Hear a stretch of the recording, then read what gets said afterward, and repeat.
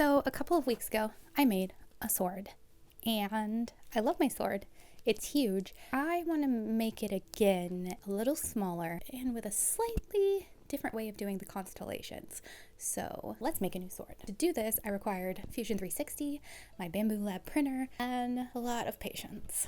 So starting with the 3D print file. My preferred method for 3D design is Fusion 360, which is not the easiest thing to use to make like organic shapes or whatever, but I have figured out a way of finagling a lot of the crafting within Fusion. So I still love Fusion 360, and that is what I used to create this file based on a still image from the movie. It's not a perfect replica, but it is my replica. So once the pieces were all printed, I started off by priming all of my handle pieces with Rustoleum 2-in-1 primer filler. This is in the automotive section at Walmart.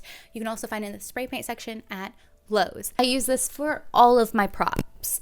While that is drying, I moved on to gluing my blade together. I used Loctite super glue gel, and once the glue set, I added some dowel rods just for some extra stability in the blade. I know me, I'm gonna swing this around, and even though it's not made for that, I want it to hold up for pretend sword battles.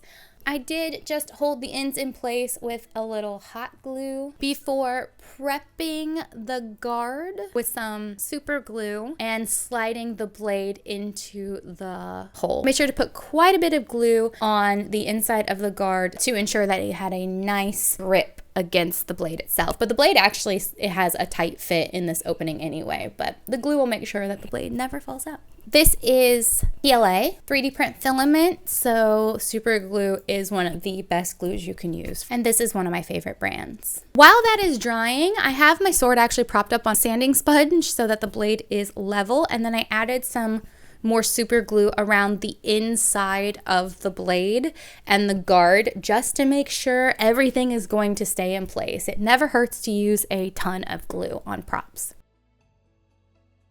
And then I let that set overnight.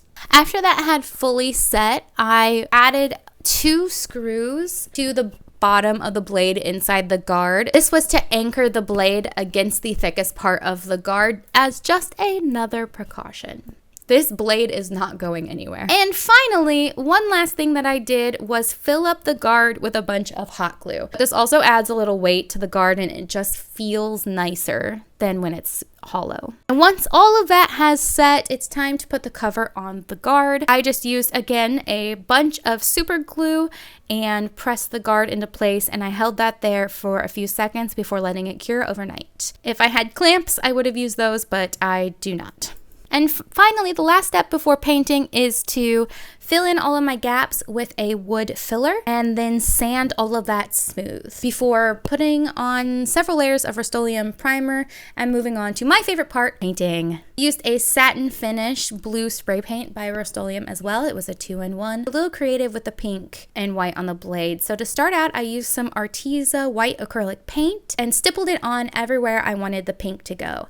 If I painted the pink directly on the blue, it would turn purple. So this is to preserve my pink paint and also add some dimension throughout the blade. Once I had it the way that I liked it, I painted the other side and also the blue parts of the handle so that everything matched. Once that was all dry, I went over the white with some more Arteza paint. This color is actually called Rose. I stippled it on heavier at the bottom of the blade and then thinned it out as I went towards the top of the white, and occasionally I would mix white into it as well to get more of a pale pink. I wanted lots of dimension in the color, so I made sure to just randomly place my color variances throughout the blade, and I allowed some of the white to remain showing so that it had just more interesting look. I did not record it, but once this was dry, I painted the guard and all of the unpainted handle pieces gold before I mixed up some purple resin and poured that into the bottom handle piece.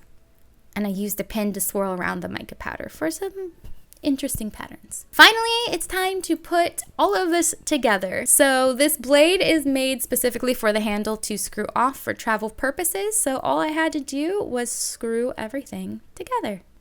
But I am not done yet. In this design, I decided not to print indentations of the constellations, but instead tried using some holographic vinyl that I cut out with my Cricut.